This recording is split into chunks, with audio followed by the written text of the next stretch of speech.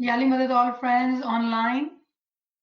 Zahir is here with us. Welcome, Zahir, on our forum of GoToMeeting online. Thank you so much. Yali Madad, I'll give you the mic to you. Go ahead and start. Yali Madad. Great, thank you very much. Just bear with me 1 second.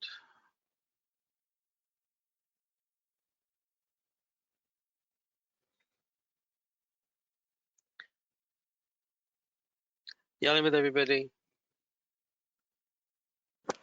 Molali Madad. Molali Madad. Niamat, can you see my screen? Yes, we can see your title of the session, Circling the House of God. Okay. Please, friends, stay on mute. Thank you. Great, thank you very much. Bismillahirrahmanirrahim. Yali Madad, everybody. So today I thought that we would look at the concept of the circumambulation or the circling of the Kaaba. Obviously, the Kaaba is a very important symbol. It is the center of the Ummah in many respects. It is something that pretty much every Muslim will recognize and will look towards, and it is something that is very, very symbolic. It is considered the house of God, and its location is within the Great Mosque in Mecca. It is, as I've said, a focal point for all Muslims. Any Muslim that you will ask about the Kaaba is a very recognizable symbol. But it is also a Qibla. It is the direction of prayer. So when people are facing Mecca, it's not actually Mecca they're facing, it is actually the Kaaba within Mecca that they're facing. And it is also a key part of the Hajj. So if you read about the Hajj and the practices that people do, part of those things that they have to do within the Hajj are actually related to the Kaaba itself. So the Kaaba is a very, very important part of Muslim ritual, of Muslim ideology, and Muslim symbolism. And the Kaaba also houses something known as the Black Stone. And the Black Stone, again, has a long, long history. It was apparently given to Hazrat Ibrahim by the angel Gabriel. But what about the history of the Kaaba? So if we look at the gods of Arabia, in the pre-Islamic times, Arabia was not monotheistic. There wasn't one god that everybody recognized and worshipped. It was a hodgepodge of things.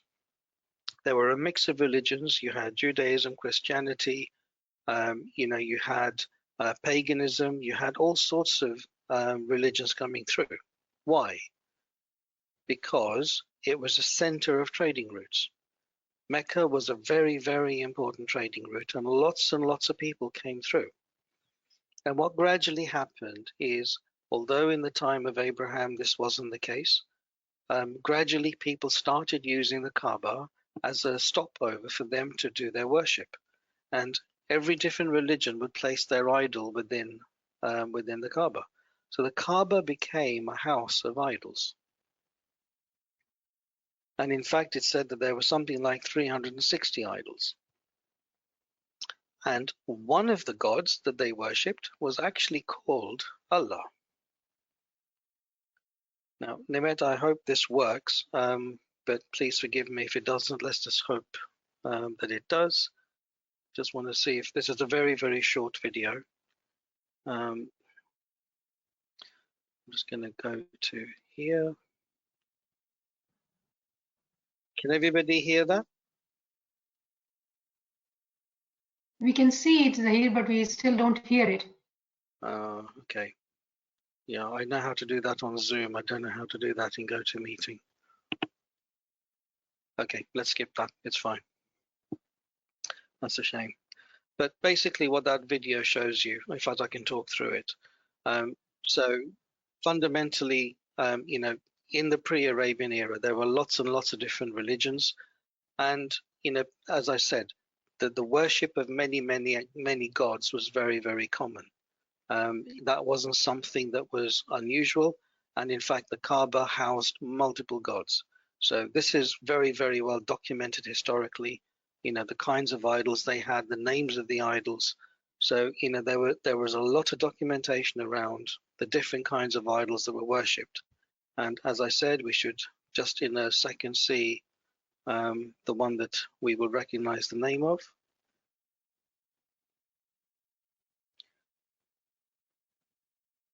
And there we go. One of those gods was called Allah. So I'm going to just, because we don't have sound, I'm not going to waste time on that. So the history of the Kaaba is when you speak to a lot of Muslims will say that the Kaaba was built by Hazrat Ibrahim. But the Kaaba actually goes much further back.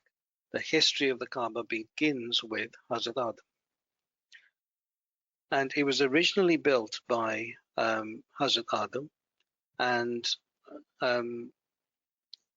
then obviously, there's a history behind why it was built by him. But then it was destroyed in the flood of Nuh. And then it was rebuilt again by Hazrat Ibrahim. And then, there were multiple modifications to it. And then it was again rebuilt pre-Islam by the Quraysh. And then ultimately it was taken over by Prophet Muhammad and his followers, and then brought back in line with monotheism. So again, this is not really about a history lesson, but there's a very, very interesting history around the development of the Kaaba. What's really important about the Kaaba is obviously the fact that there is this practice of circumambulating, circling around the Kaaba. And this is the thing that we want to focus on, is why is there this practice? What is the basis behind it? And what's the real meaning behind it? So if we look in the Quran, in Surah 2, Ayah 30, it says, "And when thy Lord said unto the angels, Lo, I'm about to place a viceroy in the earth. They said, Wilt thou place a viceroy therein, one who will do harm therein, and will shed blood, while we hymn thy praise and sanctify thee? He said, Surely I know that which you know not." So this was about Allah telling the angels that he was going to make Adam, remember Adam was an ordinary man, that he was going to make Adam the vicegerent. He was going to make him the prophet.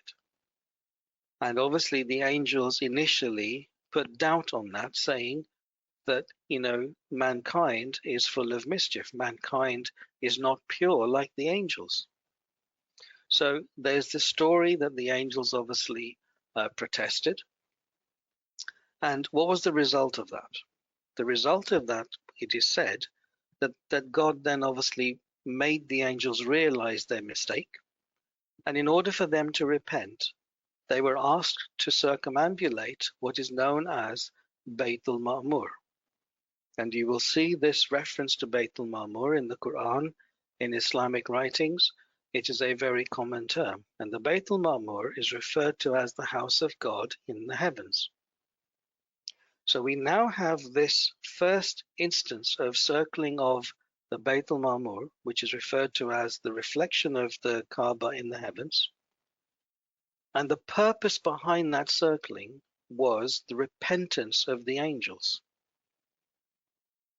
Now remember, this is obviously the way that it has been explained in terms of a story.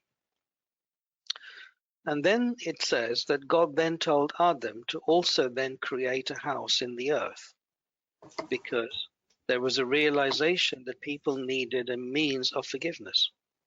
So by creating a house in the earth, people would be able to circumambulate that house on the earth and then be able to seek forgiveness through that as a means. So that's the fundamental basis behind this whole concept of the circling of the house of God. So what are the commands that God has made in the Quran regarding his house? Let's have a look at some of the things that the Quran says. So in 2:125 it says, "And when we made the house a resort for mankind and a sanctuary." take as your place of worship the place where Abraham stood. And we imposed a duty upon Abraham and Ishmael, saying, Purify my house for those who go around, for those who circumambulate, and those who meditate therein, and those who bow down and prostrate themselves. So very clearly we see in that verse God talking about putting a special place where Abraham stood, and the indication is that it is to do with the rebuilt Kabbah. So purify my house for those who go around it, who pray therein, and who prostrate themselves.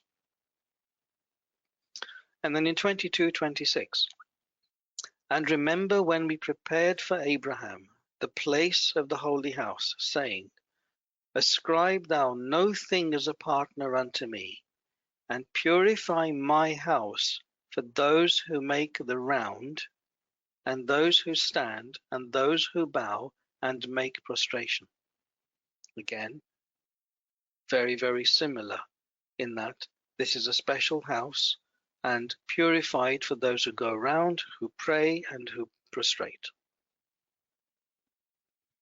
And then in 22:29, then let them cleanse themselves of the dirt and fulfill their vows and circumambulate the ancient house. So here the ancient house is Beit al-Atiq, and this is a reference to the Kaaba, which is the first place of worship that was built by Hazrat Adam. So there are some quite clear indications in the Quran about the references to the house, to the circumambulation, to prostration and prayer, and the fact that this house is pure. So what about this whole principle of circling? So circumambulation, or what's referred to as tawaf, means to go around the Kaaba and pray. And it is a ritual that has been performed in many ways since the time of Adam, but certainly in that particular form since the time of Hazrat Ibrahim. And the person prays to God for forgiveness. And this has been referred to as an Abrahamic prayer. The whole circling has been referred to as an Abrahamic prayer. And there is also a reference to the Holy Prophet saying, circumambulation of the Kaaba is also a prayer, a namaz. So what about the relationship between circumambulation and obedience? Let's look at 1649. And unto Allah maketh prostration whatsoever is in the earth, in the heavens, and whatsoever is in the earth of living creatures, and the angels, and they are not proud. So this is talking about that everything in the heavens, everything in the earth, the angels included, prostrate to God, prostrate to Allah. But we need to now understand what has been explained about prostration. So if we read a lot of the books about our peers and adais, if we read a lot deeper into the Quran, this whole concept of prostration is not a simple understanding of how we bow down and touch our heads to the ground. That the act of prostration, when talked about in these loose terms, is more about an act of obedience.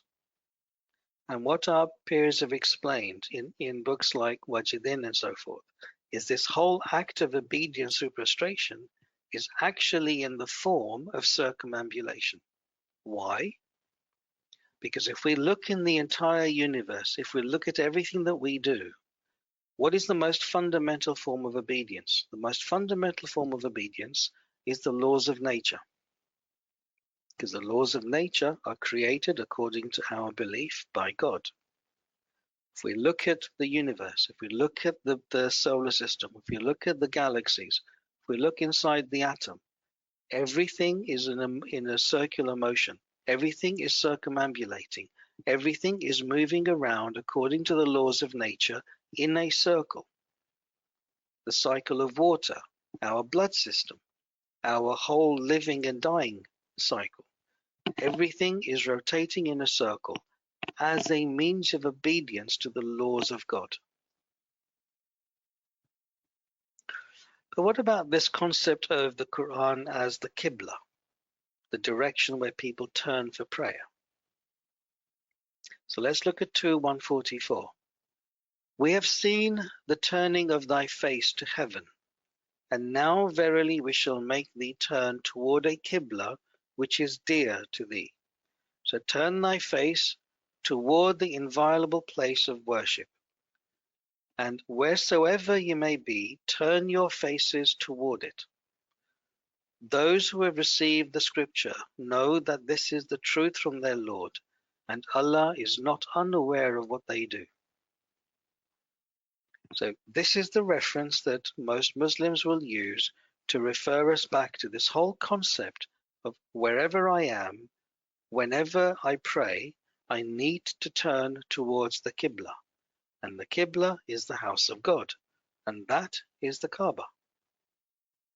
So that whole principle that we see within the Ummah is based around this fundamental concept.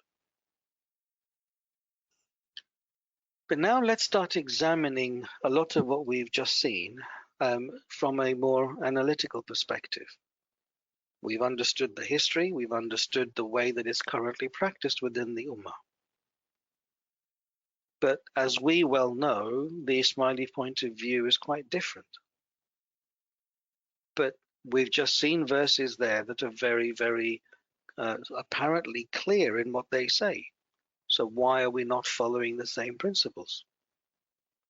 But the first question we need to ask is, there is this continual reference to the house of God.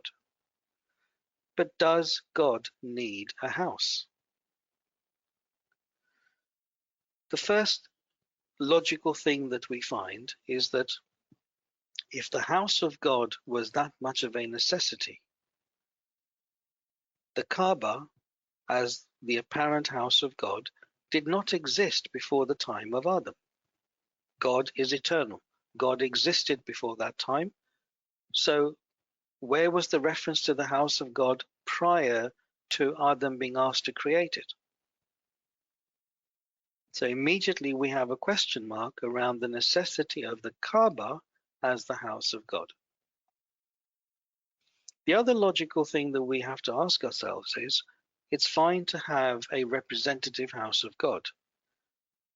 But imagine the time of Adam, where there is no real international travel, where people weren't even able to communicate across the continents.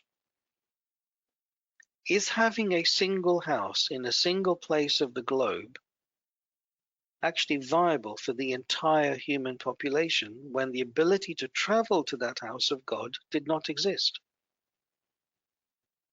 So from purely a logical point of view, having that as a premise around your ability to worship God doesn't make sense. But then there are also Quranic contradictions. Yes, God dwells in a particular house, as given in 22:26, which we just went through. But then it also says God is everywhere, as mentioned in 2:115. And it also says God is free from and above space and time, because he is Subhan, and he is Qudus, and he is Samad. We remind ourselves about that every day in part 6 of the Dua. So again, looking at that logical viewpoint, if God is above and beyond time and space, why did God command for there to be a house of God built on the earth? And why are we now so directed towards this building known as the Kabbah? So let's again look at a different verse. And if we look at 396, in 396 it says, verily, the first house set up for mankind is at Makkah, or Makkah, blessed and a guidance for the entire people of the world. Now, again, this verse is referred to as the creation of the Kaaba in Mecca. But let's look very carefully at what the verse says. The verse refers to the first house. It doesn't talk about the only house. And yes, Adam first created the Kabbah as the house of God. But the logical implication of using the term first means that there is a second, a third, a fourth, a fifth, and so on. But what are those secondary forms? Are they the other mosques? Are they Jamaat Khanas? Are they any other place of worship? And what we will find is that the most important part of a place of worship is the authority of the Prophet. And in the Quran, it talks about the places of worship having to be authorized by the Prophet. And today, from our perspective, who authorizes the real places of worship? It is the Imam of the time. So this concept of there being one house of God, and that physical house actually representing the place where God lives, obviously doesn't make sense as we begin to look at these various analyses. So what's the essence of the house of God? Well, in Daimul Islam, there is a reference to the fact that it is the angels who built the house of God. But angels do not do physical things. Angels are spiritual entities. And the reference here in Daimul Islam was referring to the spiritual house of God. It wasn't a physical house of God. But then where is that spiritual house of God? We talk about Baytul Ma'mur. We talk about the mosque in the heaven, the house of God in the heavens. But where is that, and who is it accessible to? And if we think about what Daimul Islam says, if we look at things like Wajdin, if we look at a lot of the other books of the Pirs and Dais, it refers to the house of God not to do with physical things, because the house of God is to do with God's light. It is to do with God's revelations. And the house of God must contain his light. It must contain his blessings. It must be a means of his blessings and a means to understanding God. Now, the question is the physical Kaaba sitting in Saudi Arabia that house of God that enables us to understand his light, to understand his favors and his blessings? But what our Imams and our peers have also said to us is that Mu'mins go to the house of God in order to attain his light, his favors, and his blessings. And from our perspective, what has been clearly said is that house that we are asked to go to is Jamaat Khana, day in, day out, because we will find the house of God exists there.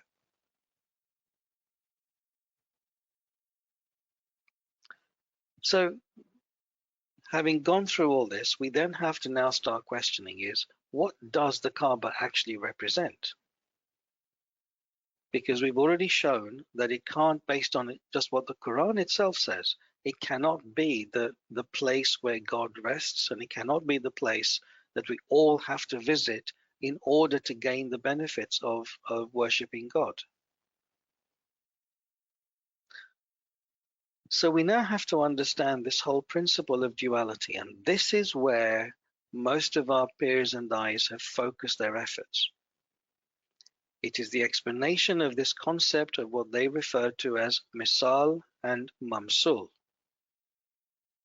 Misal stands for an example or a symbol or a representative or manifestation or parable. And the mamsul is the origin or the real meaning of something, the thing that is being symbolized, the thing that is being represented. This duality of misal and mamsul exists throughout our writings of our peers and Dais. It exists in the Ginans, and it is the means of explaining our deeper esoteric understanding of things that are by most people taken literally. And from a deep philosophical point of view, the entire Quran is based on this principle of misal and mamsul. Remember, the Quran itself refers to the facts that some verses are clearly understood. But there are other verses that actually are not easily understood. They need interpretation. So how do we find the interpreter of these verses? Obviously, for Ismailis, we know where that stands. So there is also a mention with relation to the house of God to fruits.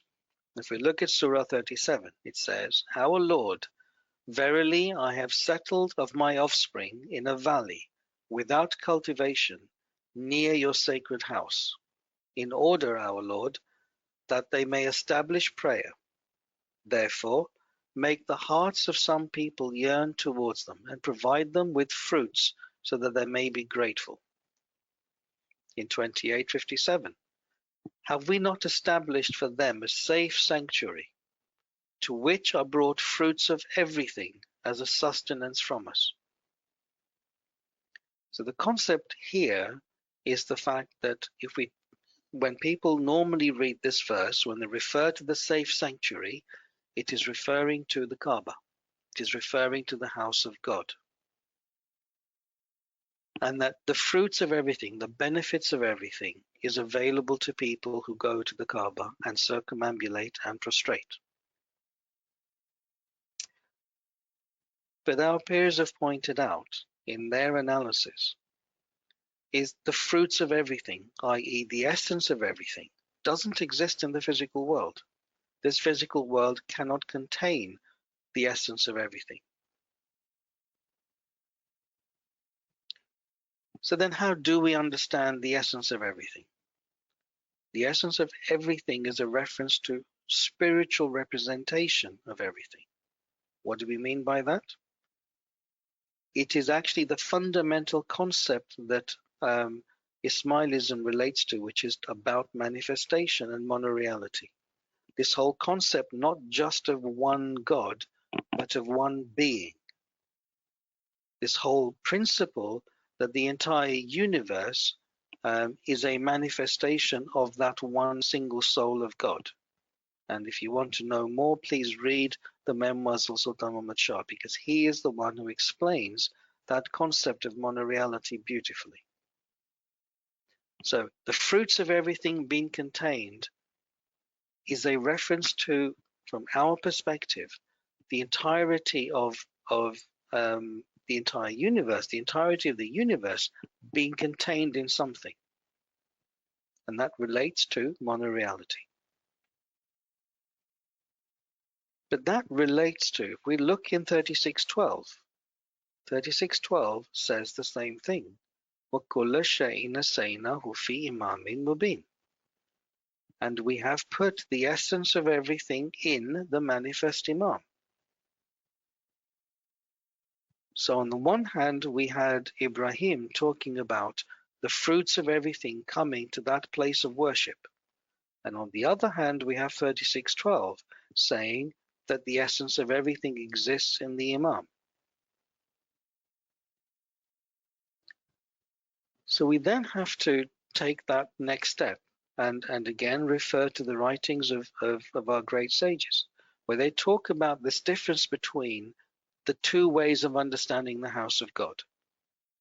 There is the physical Kaaba, but then there is also this term they use called the sacred sanctuary, or Haziratul Quds, the sacred sanctuary. That's referred to in the Quran. And if you notice in the previous verses, it also talked about that word sacred, and the sanctuary. So the interesting thing that's been pointed out about this whole process is that the Kaaba is a representative house. It was a symbolic house of God, not the house of God. And that first house of God was raised in Mecca. But similarly, based on 36:12, وَكُلَّ شَيْءٍ, the first spiritual and luminous house of God was also raised in Mecca in the form of Ali, the declaration of Ghadir Qum. So let's then look at this whole concept of the Qibla. And in 1087 it says, "And we revealed to Musa and his brother, provide some houses for your people in Egypt, and make your houses Qibla, and establish prayers, and give glad tidings to the believers." Now note here, it does not refer to everybody facing the one house of God. It refers to Musa, who is a prophet of God, to provide houses for your people, and to make those houses, plural, the Qibla. And one of the analysis that's been done is that this word that's been translated as Egypt is actually Misr. But Misr is actually a more generic term. And Misr is not necessarily the place, a physical place. Misr is used as an explanation of every city that has a protective wall around it. And the explanation that we link to around this whole concept of Misr as a place with a protective wall is that saying of the Prophet, "I am the city of knowledge, and Ali is its gate." That city of knowledge has a protective wall, and the only way to enter that city of knowledge is through the gate, and that gate is Ali. And the Prophet has also said, "I am the house of wisdom, and Ali is its door." Again, go back to what 1087 says.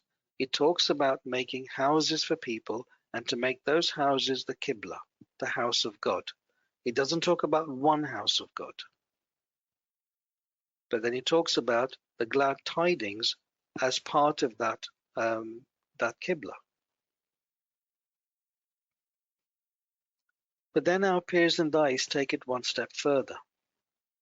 That Qibla is not only to do with Ali as that gate to the city of knowledge, the gate into Misr, but it is also through what I think we've referred to several times before, the Hudud-e-Din, the hierarchy of religion. And this hierarchy was very common before our time. Obviously, since the time of Sultan Muhammad Shah, that has now disappeared. But there was a whole hierarchy of what are known as the Hudud-e-Din, and there were very clearly defined ranks in religion. But the highest of those ranks, who were called the Hujjats, or equivalent to what we now call Pir, they were also at the level of Marifat. And what has been explained is that the Hudud-e-Din were also the people who were classified as Misr, who were classified as the gates to that knowledge. Why? Because Ali is the center. But through that whole process of Hudud-e-Din, the Hudud-e-Din was spread out throughout the world and were also a means to understanding that knowledge, to access that knowledge and that light. So what is the real Qibla? Let's look at 2115. Unto Allah belongs the east and the west, and whithersoever you turn, there is the face of Allah. There is Allah's face. Lo, Allah is all-embracing, all-knowing. Unto Allah belong the east and the west, and wherever you turn, there is Allah's face. So remember, the whole principle behind a Qibla is the general principle within the Muslim Ummah is when I pray, I face the Qibla, and the Qibla is that building that sits in Mecca.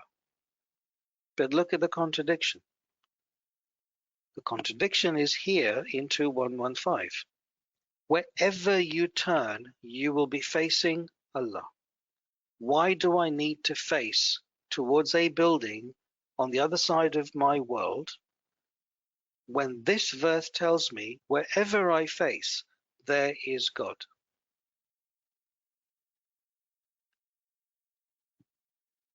But without going into too much detail, there is also a famous saying of Maulana Ali, I am the face of God in the heavens and the earth. Maulana Ali is the face of God. So now put these two together. Wherever you turn, there is the face of God.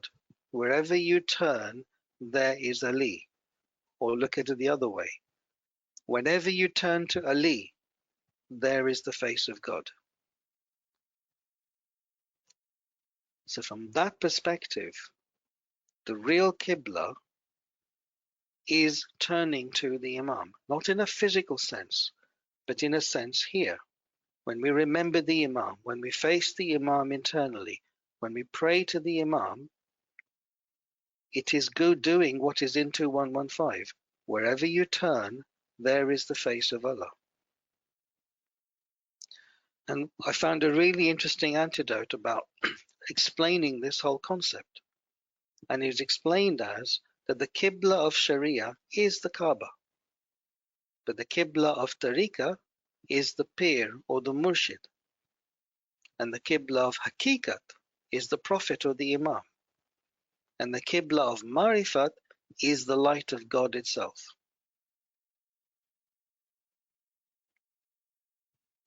And then if we look at 2148, and everyone has a direction to which he turns.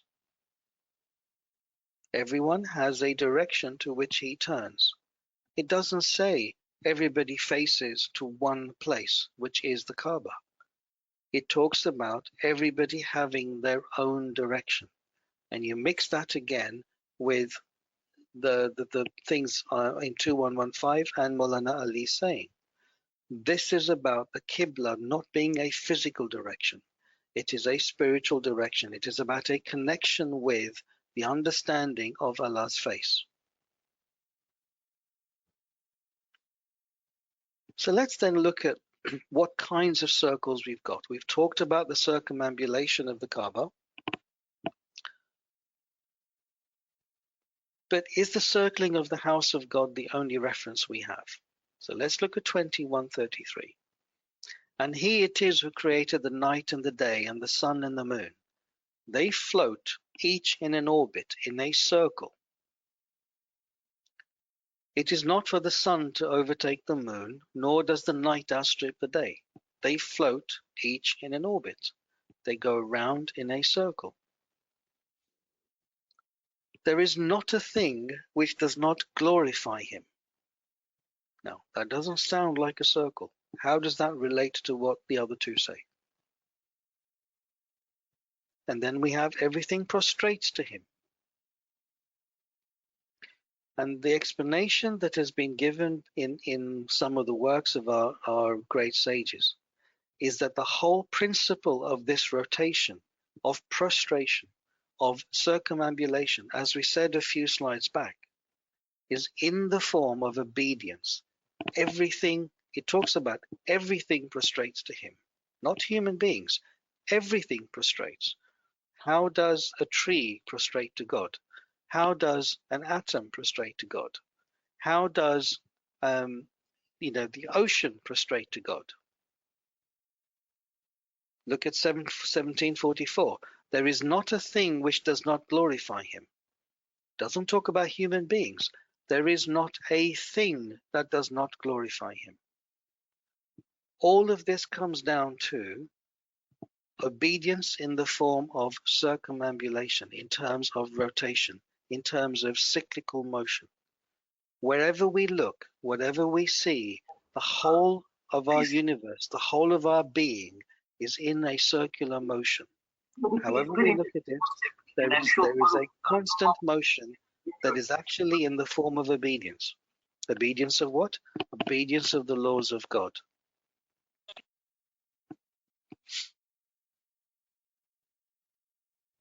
And the obedience of mankind is actually circling the house of God, which is actually circling the Imam. And how do we circle the Imam? It is by our constant remembrance. Remembrance itself is a cycle. When you do zikr, it is a cycle. It is a rotation. And remember, we're asked to pray, standing, sitting, laying on our sides. Wherever we are, whatever we're doing, we're meant to be doing zikr, a constant obedience of recitation. So where the entire universe prostrates to him, our prostration is in the form of zikr, in the form of prayer, in the form of knowledge search.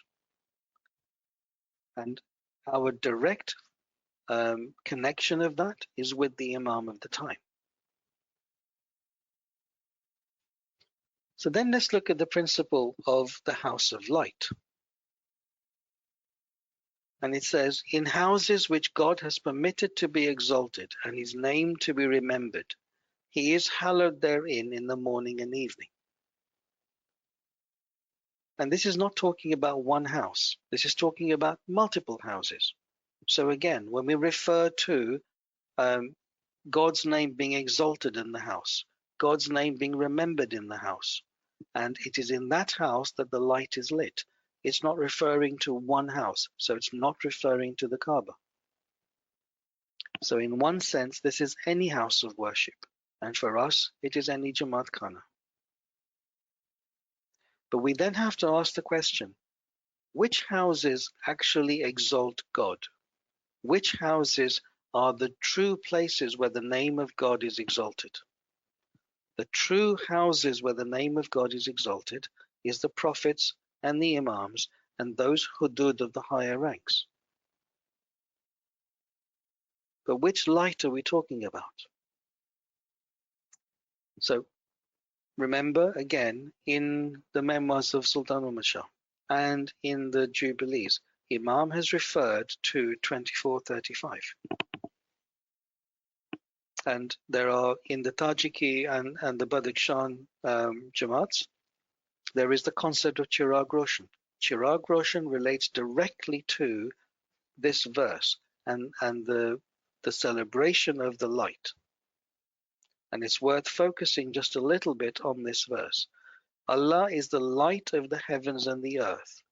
His light is as a niche in which is a lamp. The lamp is in a glass.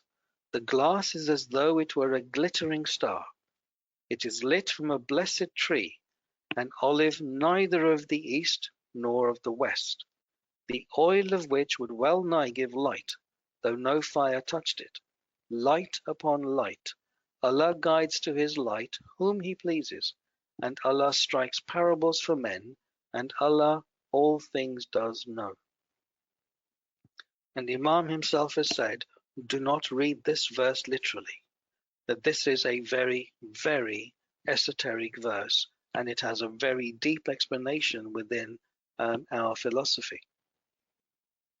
But the point is, when we talk about that God puts light in the houses where it's exalted, one of the explanations of this verse, or the deeper explanations of this verse, relates to the position of the Imams.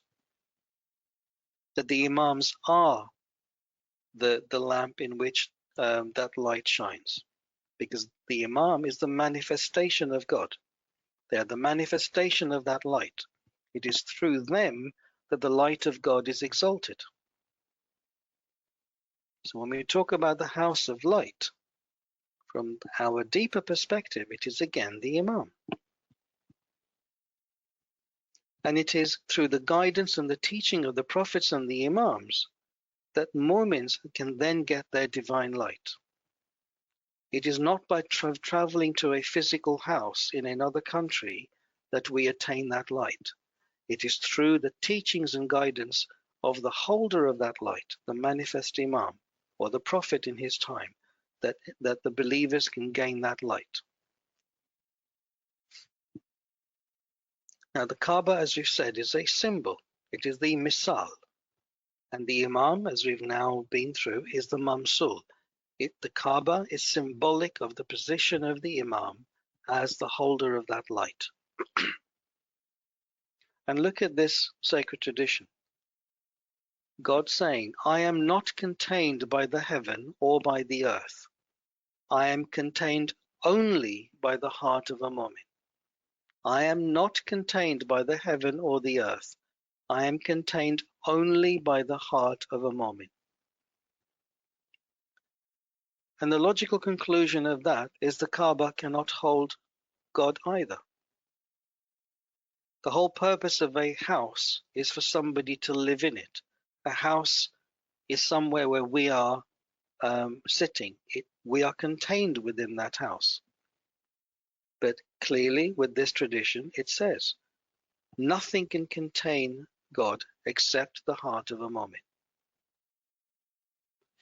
But the other logical conclusion of that saying is if the heart of a mu'min can contain God, then why can't the pure heart of the commander of the faithful, i.e. the imams, contain God? When people say that it is blasphemy to talk about God being within the imam, or us looking at Ali as the face of God. But this sacred tradition, the logical conclusion of that tells you that if God is contained by the heart of a mu'min, then the purest form of that is in the form of the imam. And the general word that's used within our philosophy is this concept of a perfect man, because it doesn't only refer to the imams or the prophets. Remember, if you want to know a bit more, read Usul-e-Din, the Farman of Sultan Muhammad Shah. You can be like Hazrat Isa, you can be like Hazrat Musa, you can be like Pir Sadruddin, Pir Shams. You can go even higher. This concept of reaching the status, the spiritual status that is the same as the Imam is in the Farmans, it is in the Ginans. And that status is referred to as the status of the perfect man. And it is the perfect man who is the house of God. And it is the perfect man in whom the essence of all those fruits are contained. It is the perfect man in whom the light exists. Aware of time, so I'm just going to speed up a bit. You then have the house of peace. So if you look at 2:125, and when we made the house a place of reward and peace for mankind, saying, take as the place of prayer where Ibrahim stood. And again, the general analysis of this verse is that it is related to the Kaaba. But the question we have to ask is that physical building sitting in that one country a real source of peace for everyone?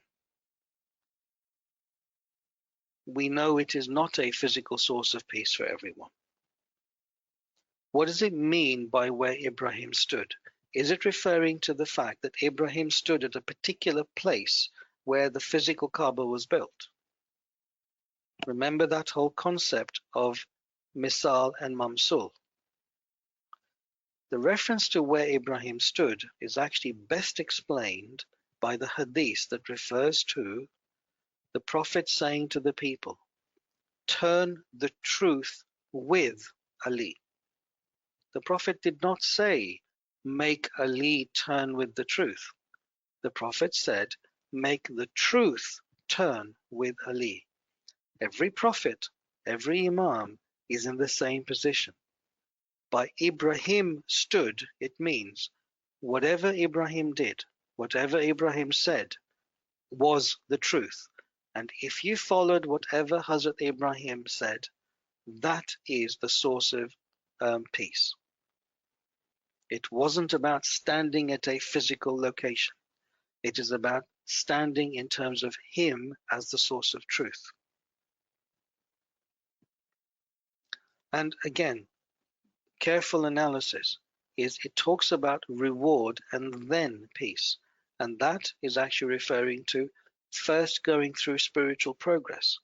And at the end of that journey of spiritual progress, you attain ultimate peace, what in our dua we refer to as Dar es Salaam.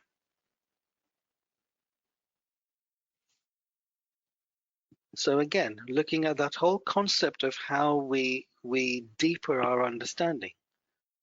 Kaaba is the house of God from a level of Shariat. The Jamaat Khana is the house of God at the level of Tariqat or Hakikat. And the Imam is the ultimate house of God. So what about this concept that we find in the Quran that speaks of the bearers of the throne? There is this concept that the throne of God is held by 8 angels. And in Daimul Islam, it talks about the angels circumambulating the supreme throne. And the question that our peers have asked in their analysis is, why were the angels circumambulating the throne and not circumambulating God? Surely that is shirk. Why were they going around the throne as a means of worship and not going around God?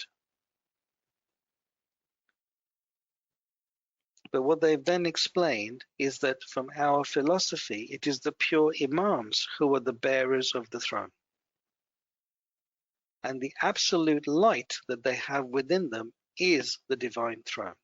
That when the Quran talks about the throne of God and the bearers of the throne of God, it is the imams who are the bearers of the light of God that is being referred to. So when those angels are circumambulating the throne of God, it is the imams and the prophets and the light within them that they are worshipping. And those angels are actually the souls of mu'mins. It is the mu'mins who circumambulate the throne of God. It is us who, through our obedience, through our zikr, through our searching for knowledge, through everything we do according to the farmans, that we are circumambulating the throne of the Imam, who is the bearer of that light of God.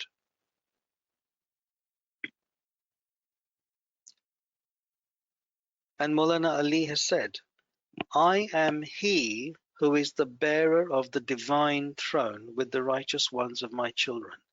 I am he who is the bearer of the divine throne with the righteous ones of my children, i.e. with the progeny of Imams. It is that progeny of Imams who are the bearer of the divine throne, and the angels circumambulate the bearer of the throne, the true house of God, the Qibla, the Kabbah. So, in terms of a summary, a really interesting summary that I found on the website. And this was part of Mullah Appa's visit to Canada during the Diamond Jubilee, where he had a dinner with the Governor General, Ms. Payette. And this is what she said. Your Highness, we know, everybody in this crowd knows, that you lead by example, that the work that you've done tirelessly for 6 decades has been groundbreaking. We know that you are trying very hard to improve the quality of life of people in less fortunate places in the world, and that you promote tolerance and education above all. And now, the interesting bit. Payette, a former astronaut, also recounted an anecdote about a space flight in which she saw Mecca gleaming brightly, and concluded by saying to Maulana Hazri Imam that it, Mecca, was a beacon of light, just as you are. Just as you are. This is the Governor General in Canada, who is not a Muslim. But I would say that she probably understands the Imam far better than many of us do. Thank you, and Yali Madad. Subhanallah, Subhanallah, Zahir, what an amazing presentation. Beautiful the way you started the journey in Shariat's time and logically taking us through beautiful verses to tariqat, to haqiqat, and to this beautiful summary. Amazing, truly amazing presentation. Thank you so much. Thank you, Nema. Friends, if you have any question, please do share with us in the chat, or you want to speak up, it's okay to unmute yourself. All right. While they're thinking of question, Zahir, let me ask this question to you. we do see when Hazir Imam comes for Didar, Hazir Imam kind of goes in circle as if he's doing tawaf of Jamaat. How does that relate to this tawaf you've been talking about? I have to be honest, Nimet, and so I haven't actually thought of that one.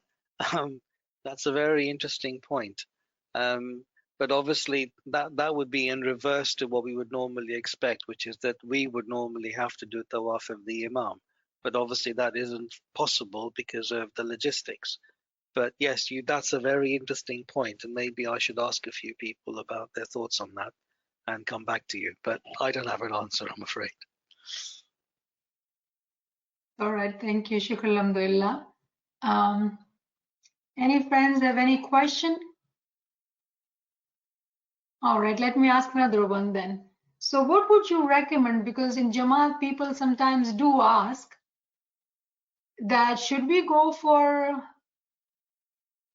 visit to Kabbah, do tawaf? Though logically you have, but in summary, how would you answer them? So I think that the best answer I found about that one, Niamat, is actually, I believe it is something that Pir Nasir Kisra has written. I have it written down. I don't remember everything, but it is a beautiful explanation of this whole concept of the Hajj.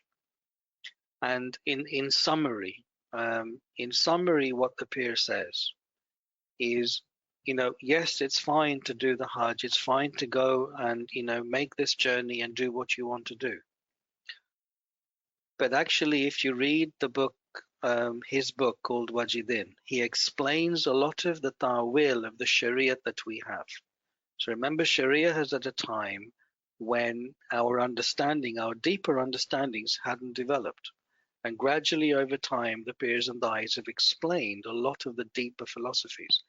Every ritual that exists, everything that happens in Sharia has a deeper meaning. This whole philosophy behind Misal and Mamsul. The Sharia is the Misal. Behind it, there is the explanation. And before I come to what the Pir says, why has the Imam now eradicated most of the Sharia? Why does the Imam now call us a tariqah? He refers to the tariqah of the Shia Imam Ismaili Muslims.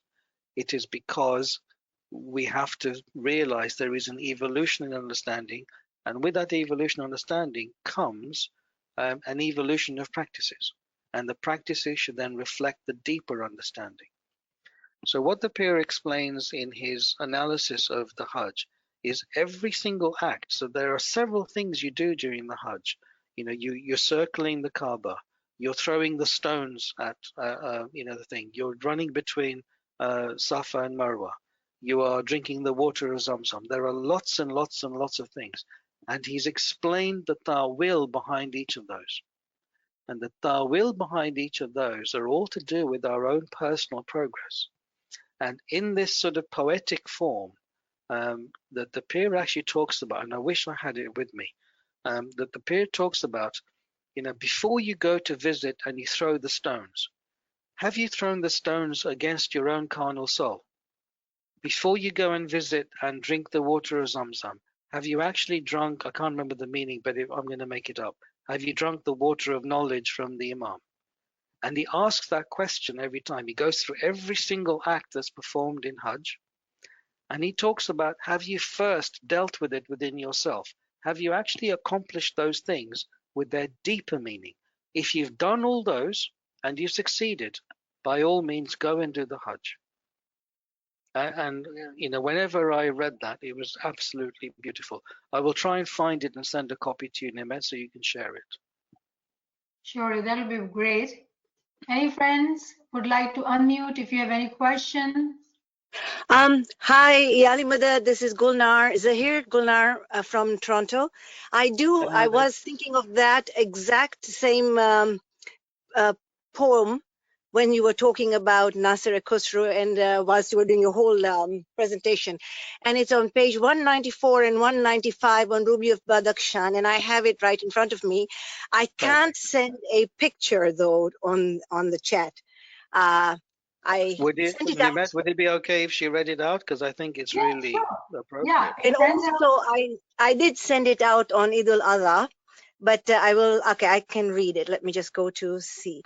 Okay, the pilgrims had arrived with full honors and respect, grateful that with the kindness of God's mercy, they had escaped the suffering and hardships of the Hijaz and been saved from hell and a painful punishment. They had arrived in Mecca from Arafat and asserted clearly the pilgrims, "Here I stand, Lord, having performed the Hajj and all the pilgrims' rites." They now returned home safe and sound. I went out to meet them for a while. This is Nasir Khosrow talking to the people who returned.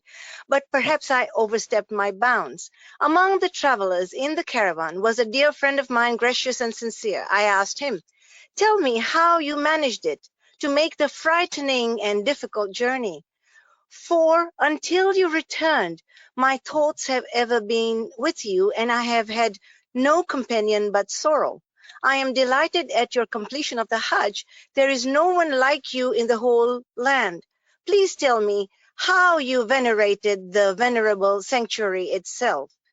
When you wanted to don the pilgrim's clothes, what inner intentions did you declare at that moment? Did you take as forbidden to yourself all that does not suit us?" He said, "No."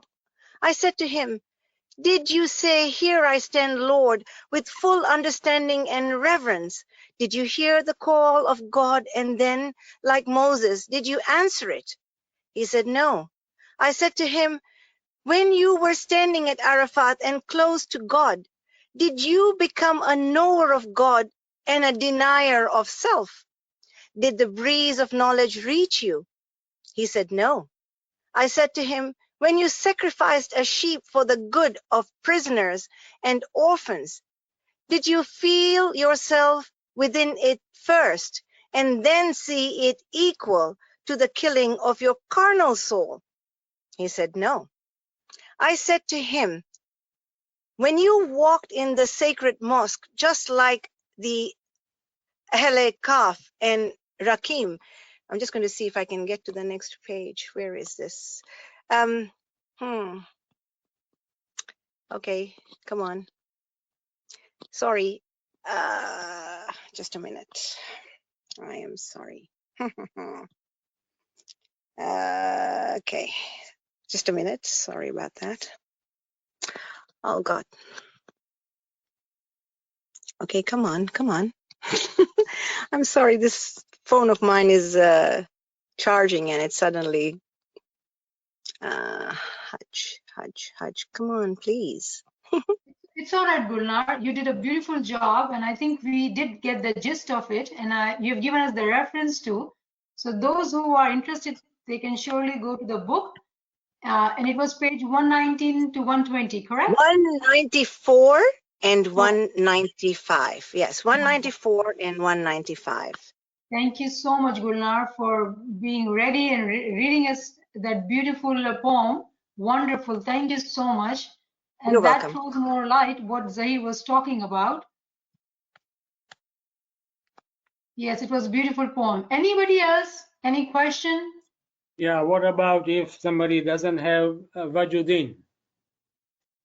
I can share with you if you like. Yes, We please. do have the Urdu version on You have the Ismaili English literature. version. It's being worked on. It's inshallah with your prayers very soon. Dr. Fakir Muhammad Sahib is translating it currently, and inshallah it will be published soon. So we need your prayers. Inshallah. Anybody else? Hi, Niyamat Auntie. I have a. Sure. This is Go ahead. If I may, I'd like to share some thoughts.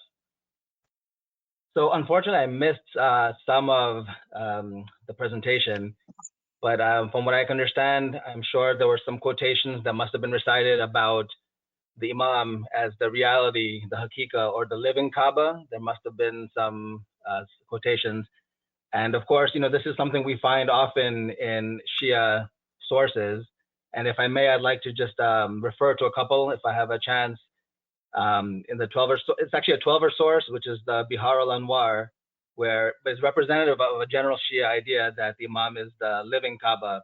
And Imam Jafar Sadiq is quoted as saying, "We are the Kaaba of God, exalted is He, and we are the Qibla of God. We are the sacred sanctuary of God."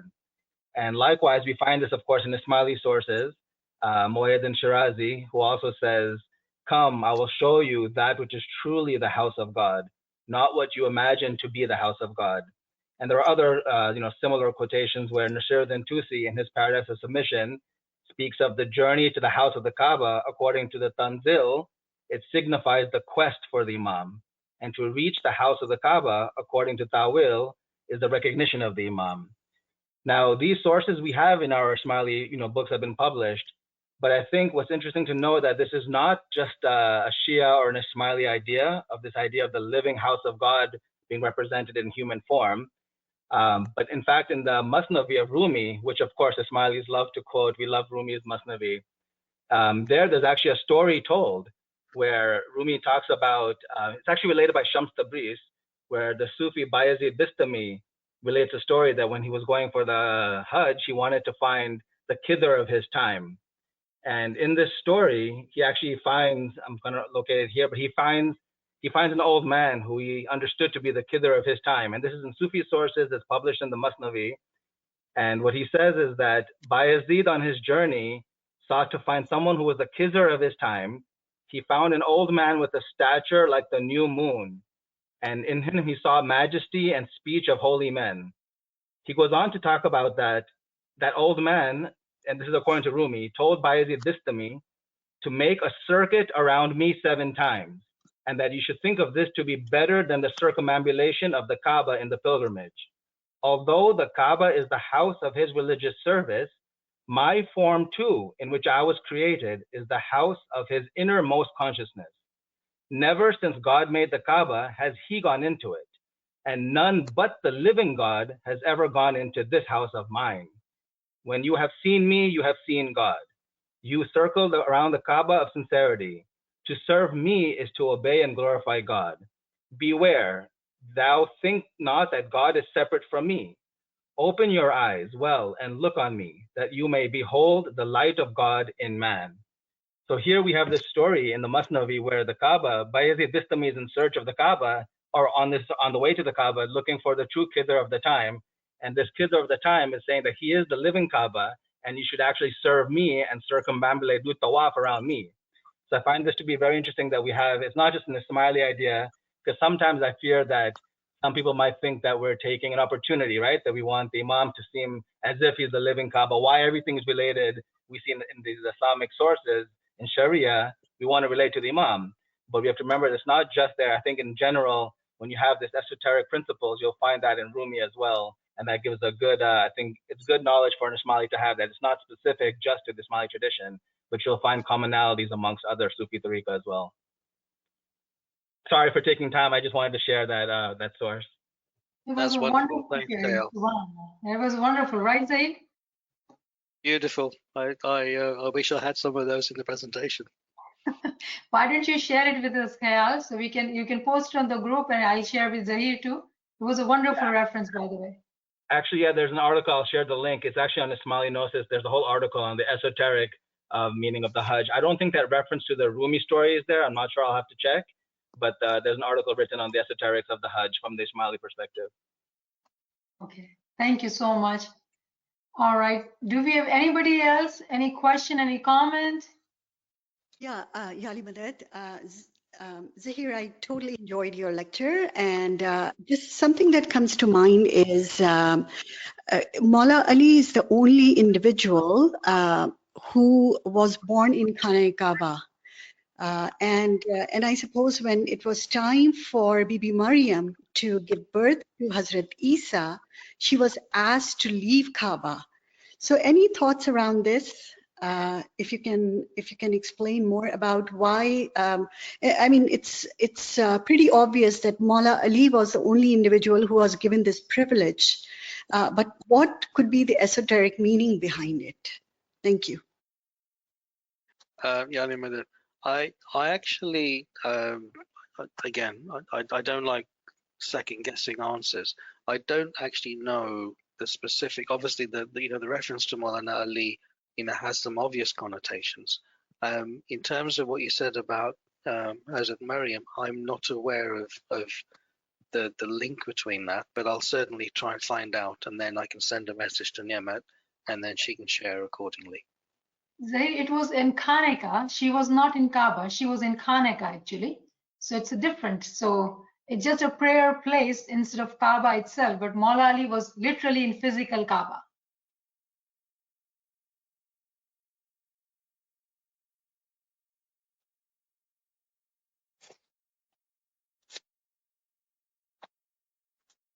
Go ahead, Zahir.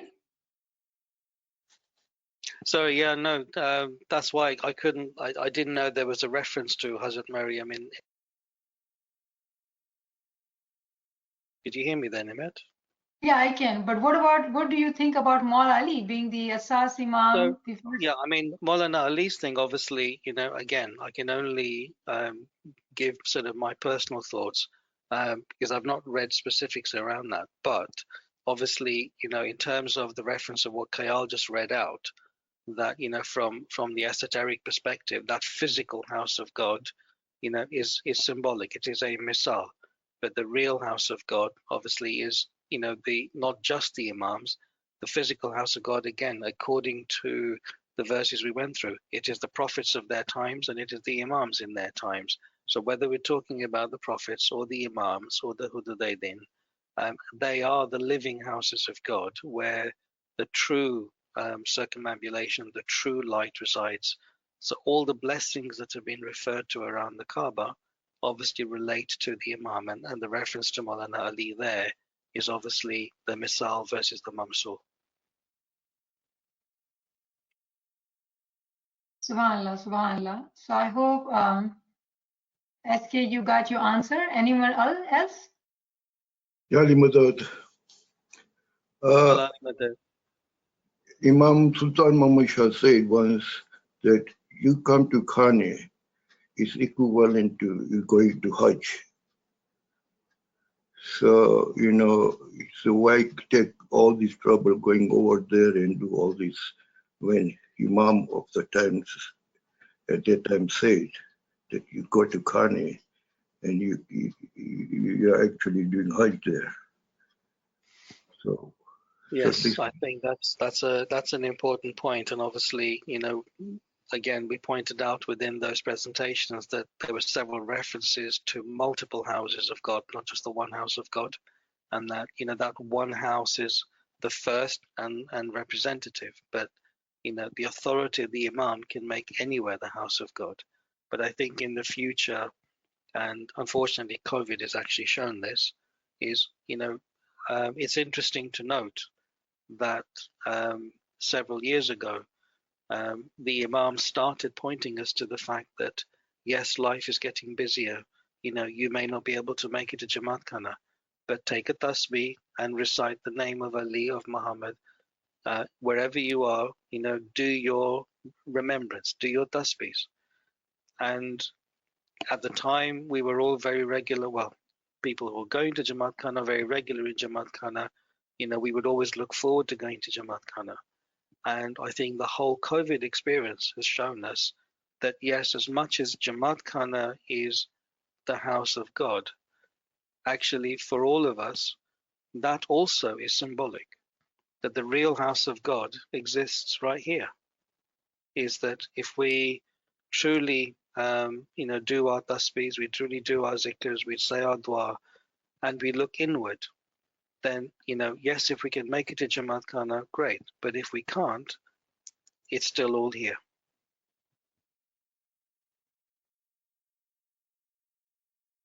SubhanAllah, SubhanAllah. And you're right that you spoke in your presentation too about the same point. It's the essence, which is you in your own heart. And Imam has said that Farman, which you shared with us. So that was wonderful. Anybody else? Any friends who have any question? When you say in the heart, do you mean in your personal world? Exactly. Yeah, I mean, again, there are different. The personal world is obviously something quite deep to understand. But I think for the majority of people, if we're trying to explain inside of us, it is actually simply focusing on ourselves, focusing on our prayers. Whether I pray in an office, whether I pray at home, as long as my focus and my attention is on that prayer at that particular time, from my perspective, as long as I have the right intention and the right understanding of what I'm praying for, who I'm praying to, I have built for myself a house of God.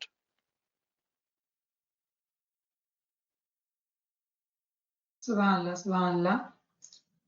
Anyone else has any other question or comment? All right. Thank you so much, Zahir. Oh, somebody's saying, yes, go ahead. Sorry, it's Kriyal again, if I may. So I just want to touch upon this point that was just brought up when someone mentioned this Furman that going to Jamaat Khana is like going on a Hajj. And I think that's an important point. And I think I sensed another topic in there, or a point that you were trying to perhaps call attention to, that, or maybe Zahir, was that even this can be considered as symbolic, meaning that we should not simply believe that going to Jamaat Khana, just by going, is exactly like the goal of the Hajj, meaning these are forms. Because even though it's on the level of tariqah, there's still a level of haqiqah. So the tariqah might tell us to go to Jamaat Khana daily, which we do, and of course we can consider that as a level of ta'wil of going to Hajj, is like going to Jamaat Khana. But even there's a further deeper level, which I think we cannot ever forget, the main point of going to the Jamaat Khana. And here there's a reference from Sayyidina Nasir Khusro in his Jami al-Hikmatain, and this is Henry Corban's translation, which I think is very much appropriate to this point. And he says, Nasir Khusro says, that the exoteric meaning of salat is the worship of God with the physical body, by turning towards the qibla of the physical bodies, which is the Kabbah, the house of God, the exalted in Mecca.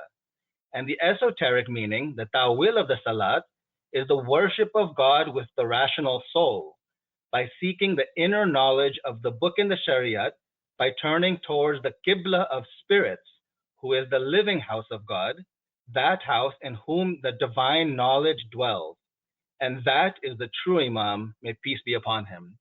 And my point here is to say is that when we go Jamaat Khana, of course, we're going to you could say the Hajj, to the Kaaba on the Tariqah level, but our ultimate aim is to gain the marifat of the Imam, and that would be like Hajj on the Haqiqat level. So we should not just stop, of course no one does, we all understand we go Jamaat Khana to gain knowledge, right? But that point should be forefront, that we're going to deepen, to take maybe you could call like a third Hajj, right? The third level of Hajj, to understand the Haqiqah and the reality of the Imam, to gain the true knowledge of the Imam's reality. Thank you, Kayal. That was beautiful addition. Thank you so much. Zahir, do you want to comment? No, that says everything, I think, Ni'mat. I don't need to comment on that anymore. Thanks, All right. Kayal. Shukran. All right. Do we have anybody else?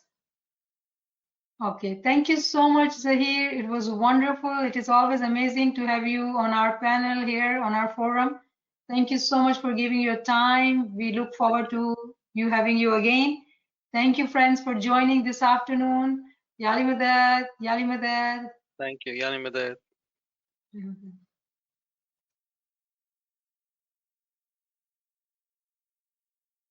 يا لمداد